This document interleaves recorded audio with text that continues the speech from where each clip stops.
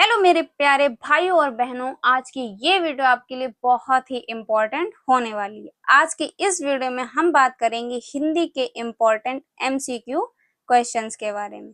ये question 2025 UP board exam में पूछे गए हैं। ठीक है, तो 2025 की 7 सेट जो आपके होंगे उसमें से जितने भी एमसीक्यू क्वेश्चन होंगे तो टोटल आपके 7 सेट में 70 एमसीक्यू क्वेश्चन बने। वो 70 एमसीक्यू क्वेश्चन आपको इस चैनल पर प्रोवाइड करेंगे। तो आज की इस वीडियो में हम 2025 के 2 सेट के एमसीक्यू क्वेश्चन लेके आए, मतलब 20 एमसीक्यू क्वेश्चन आज की इस वीडियो में हम आपको करवाएंगे। ठीक है, इसी टाइप से अगली वीडियो आपको 20 क्वेश्चंस की मिल जाएगी। इसी टाइप से अगली मतलब आपको 4 वीडियो एमसीक्यू क्वेश्चंस की मिलेंगी, जिसमें आपको 2025 के 7 सेट के एमसीक्यू क्वेश्चन हम करवा देंगे। एमसीक्यू क्वेश्चन आपके हिंदी में 10 नंबर के पूछे जाते हैं। ठीक है, तो आपके 10 नंबर हम कंप्लीट करवाएंगे। तो आपको क्या करना है, इस चैनल को सब्सक्राइब कर लेना और वीडियो को एंड तक जरूर देखना है। अगर आपको 7 सेट के एमसीक्यू क्वेश्चंस तैयार करने हैं तो नोटिफिकेशन बेल को ऑन कर लेना है और इस चैनल पर रेगुलर वीडियोस आपको देखना होगा। ठीक है, चलिए बिना देरी करे इस वीडियो को हम स्टार्ट करते हैं। क्वेश्चन नंबर 1, अंधेर नगरी किस विधा की रचना है? ये क्वेश्चन 2025 में पूछा गया है। ये सारे क्वेश्चन 2025 के हैं, तो बार बार बताने की जरूरत नहीं है। इन सभी क्वेश्चंस को आपको तैयार करना है, मतलब 70 क्वेश्चन हम आपको एमसीक्यू क्वेश्चन करवाएंगे जो 2025 में पूछे गए। ठीक है, तो इनको आपको जरूर से जरूर तैयार कर लेना है। ऑप्शन है आपके, उपन्यास है, कहानी है, नाटक है या यात्राव्रत है। तो अंधेर नगरी किस विधा की रचना है? नाटक विधा की रचना है। ठीक है, याद रखिएगा, अंधेर नगरी नाटक विधा की रचना है। उसके बाद है क्वेश्चन नंबर 2, हिंदी की प्रथम कहानी किसे माना जाता है? रानी केतकी की कहानी, या दुलई वाली, या 11 वर्ष का समय, या इंदुमती। तो हिंदी की जो प्रथम कहानी माना जाता है वो किन्हें मानी जाती है? इंदुमती। तो इसका थर्ड ऑप्शन करेक्ट होगा, हिंदी की प्रथम कहानी इंदुमती को माना जाता है। और ये क्वेश्चन सिर्फ 2025 में ही नहीं, ये बार बार क्वेश्चन रिपीट होते हैं, तो ये बोर्ड एग्जाम में पूछे ही जाएंगे। तो जितने भी 2026 में बोर्ड परीक्षा देने जा रहे हैं तो इन क्वेश्चंस को आपको तैयार कर लेना है। अगर आपको इसकी पीडीएफ चाहिए तो टेलीग्राम चैनल पर हम इसकी पीडीएफ प्रोवाइड कर देंगे और लिंक डिस्क्रिप्शन बॉक्स में टेलीग्राम चैनल की जाकर आप इसको फॉलो कर लीजिए। वहां पर आपको 70 क्वेश्चंस की पीडीएफ आपको प्रोवाइड करवा दी जाएगी। ठीक है, तो जल्दी से जाकर टेलीग्राम चैनल को भी ज्वाइन कर लीजिए। ठीक है, और कमेंट में पीडीएफ लिख दीजिएगा, जिससे कि भूले ना, हम आपको पीडीएफ तुरंत अपलोड करवा देंगे। ठीक है, उसके बाद है क्वेश्चन नंबर 3, भारतेंदु युग की पत्रिका नहीं है। ठीक है, सबसे ज्यादा अगर आपको क्वेश्चन पढ़ते हुए ध्यान देना होगा, क्योंकि जो नहीं वाला क्वेश्चन है काफी स्टूडेंट्स इसमें गलती कर देते हैं, नहीं वाला क्वेश्चन नहीं देखते हैं। ठीक है, तो क्वेश्चंस को आपको बहुत ही ध्यान से पढ़ना होगा, एक एक नंबर आपके लिए बोनस पॉइंट है। ठीक है, तो ऑप्शन है आपके, आनंद आनंद कादम्बिनी, या सरस्वती, या हरिश्चंद्र, चंद्रिका, या ब्राह्मण। तो इसका करेक्ट ऑप्शन क्या होगा? भारतेंदु युग की पत्रिका नहीं है। ठीक है, तो इसमें कौन सी नहीं है? सरस्वती। सरस्वती भारतेंदु युग की पत्रिका नहीं है। ठीक है, उसके बाद है क्वेश्चन नंबर 4, क्षण बोले कण मुस्काए कृति के लेखक हैं। तो क्षण बोले कण मुस्काए कृति के लेखक कौन है? प्रोफेसर जी सुंदर रेड्डी जी, या हरिशंकर प्रसाद, या आज्ञा जी, या कन्हैया लाल मिश्र प्रभाकर। तो क्षण बोले कण मुस्काए कृति के लेखक कौन है? कन्हैया लाल मिश्र प्रभाकर। इसका थर्ड ऑप्शन आपका करेक्ट आंसर हो जाएगा। क्षण बोले कण मुस्काए किसके लेखक हैं? कन्हैया लाल मिश्र प्रभाकर। ठीक है, याद रखिएगा कि क्षण बोले कण मुस्काए कन्हैया लाल मिश्र प्रभाकर, इनको आपको 100% तैयार कर लेने। ये क्वेश्चन आपको तैयार करने ही करने हैं, 70 क्वेश्चन। बाकी हम आपको 100 क्वेश्चन ऐसे लेके आएंगे जो बोर्ड एग्जाम में बार बार पूछे जाते हैं। ठीक है, तो आपको पहले ये 70 क्वेश्चन को तैयार कर लेना, फिर आपको 100 क्वेश्चन हम एमसीक्यू ऐसे लेके आएंगे जो बार बार बोर्ड एग्जाम में पूछे जाते हैं, मतलब 5 साल से जो लगातार पूछे जाते हैं। ठीक है, तो आपको बस इस चैनल को सब्सक्राइब कर लेना और नोटिफिकेशन बेल को ऑन कर लेना। ठीक है, उसके बाद है क्वेश्चन नंबर 5, नील का निर्माण फिर किसकी कृति है? ये क्वेश्चन बहुत बार बोर्ड एग्जाम में पूछा गया है कि नील का निर्माण फिर किसकी कृति है। ऑप्शन है आपका, मुंशी प्रेमचंद्र जी की, या बाल कृष्ण भट्ट जी की, या हरिवंश राय बच्चन की, या प्रताप नारायण मिश्र जी की। तो इस नीड़ का निर्माण फिर किसकी कृति है? बाल कृष्ण भट्ट जी की। ठीक है, याद रखिएगा, नीड़ का निर्माण फिर किसकी कृति है? बाल कृष्ण भट्ट जी की। बहुत ही इंपॉर्टेंट ये क्वेश्चन है, बोर्ड एग्जाम में बहुत बार पूछा गया है। उसके बाद है क्वेश्चन नंबर 6, अष्टयाम के रचयिता। ये भी क्वेश्चन बहुत बार बोर्ड एग्जाम में पूछा गया है और ये क्वेश्चन मोस्ट इंपॉर्टेंट है, ये लगातार किसी न किसी सेट में आपको मिलता ही मिलता है। तो अष्टयाम के रचयिता हैं, ऑप्शन है गोकुलदास, विठलनाथ या बल्लभाचार्य जी या नाभादास जी। तो अष्टयाम के जो रचयिता हैं वो कौन है? नाभादास। ठीक है, थर्ड ऑप्शन इसका करेक्ट आंसर हो जाएगा। क्वेश्चन नंबर 6 का आंसर क्या है? नाभादास। अष्टयाम के रचयिता नाभादास जी हैं। ठीक है, उसके बाद है क्वेश्चन नंबर 7, रस कलश कृति के रचयिता हैं। रस कलश कृति के रचयिता कौन है? ऑप्शन है आपका जयशंकर प्रसाद जी, सुमित्रानंदन पंत जी या हरिऔध जी, मतलब अयोध्या सिंह उपाध्याय हरिऔध जी या महादेवी वर्मा। तो रस कलश के कृति के रचयिता कौन है?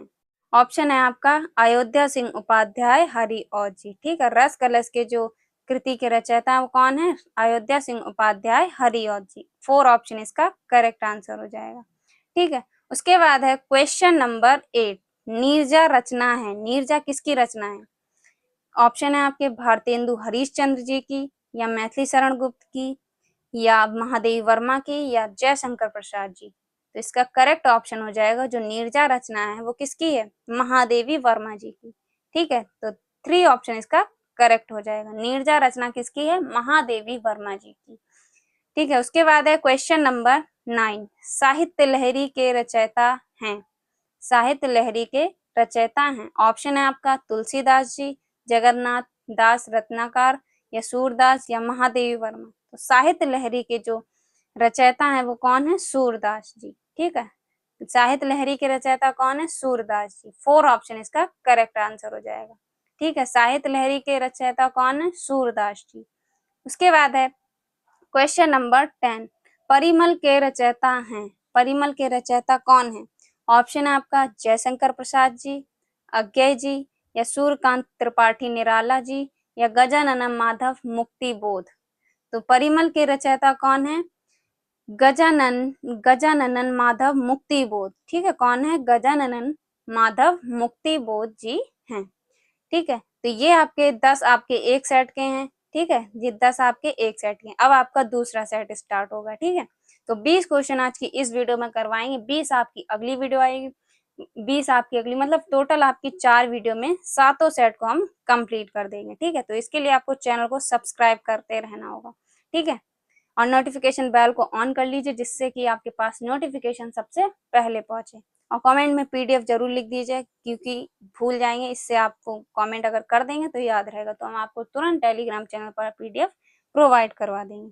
ठीक है, उसके बाद है क्वेश्चन नंबर 11, निम्नलिखित में से किसकी कौन सी रचना हिंदी गद्य के प्रारंभिक रचनाओं में गिनी जाती है? मतलब इसमें पूछा गया कि निम्नलिखित में से कौन सी रचना है जो गद्य के प्रारंभिक रचनाओं में गिनी जाती है। ऑप्शन है आपका गोरखवाणी या उक्त व्यक्ति प्रकरण या सत्यवादी कथा या चार पद। तो इसका करेक्ट ऑप्शन हो जाएगा निम्नलिखित में से क्या? गद्य की जो प्रारंभिक रचनाओं में गिनी जाती है वो उक्त व्यक्ति प्रकरण। ठीक है, सेकंड ऑप्शन इसका करेक्ट हो जाएगा। क्या होगा? उक्त व्यक्ति प्रकरण। क्वेश्चन नंबर 12, हिंदी प्रदीप नामक मासिक पत्र किस साहित्यकार द्वारा निकाला जाता है? ऑप्शन है आपके प्रताप नारायण मिश्र, भारतेंदु हरिश्चंद्र या महावीर प्रसाद द्विवेदी या बाल कृष्ण भट्ट। तो हिंदी प्रदीप नामक मासिक पत्र जो है वो किसके द्वारा निकाला जाता है? बाल कृष्ण भट्ट जी के द्वारा। ठीक है, याद रखिएगा, हिंदी प्रदीप नामक बाल कृष्ण भट्ट साहित्यकार द्वारा निकाला जाता है। ठीक है, तो हिंदी प्रदीप का ऑप्शन क्या हो जाएगा? थर्ड वाला ऑप्शन इसका करेक्ट हो जाएगा। याद रखिएगा, हिंदी प्रदीप के अगर रचयिता पूछे जाएं तो बाल कृष्ण भट्ट जी हैं। ठीक है, उसके बाद है 13, कलम का सिपाही के लेखक हैं। बहुत इंपॉर्टेंट, ये बोर्ड एग्जाम में बहुत बार पूछा गया होगा, तो इन सभी क्वेश्चंस को आपको तैयार कर लेना। ठीक है, ये कलम का सिपाही के लेखक बहुत बार बोर्ड में पूछा गया। ऑप्शन है आपके प्रेमचंद्र जी, रामप्रक्ष बेनीपुरी या अमृत राय या रामविलास शर्मा। तो इसका जो करेक्ट ऑप्शन हो जाएगा, कलम के सिपाही के लेखक हैं राम वृक्ष बेनीपुरी। ठीक है, राम वृक्ष बेनीपुरी, सेकेंड ऑप्शन इसका करेक्ट आंसर हो जाएगा।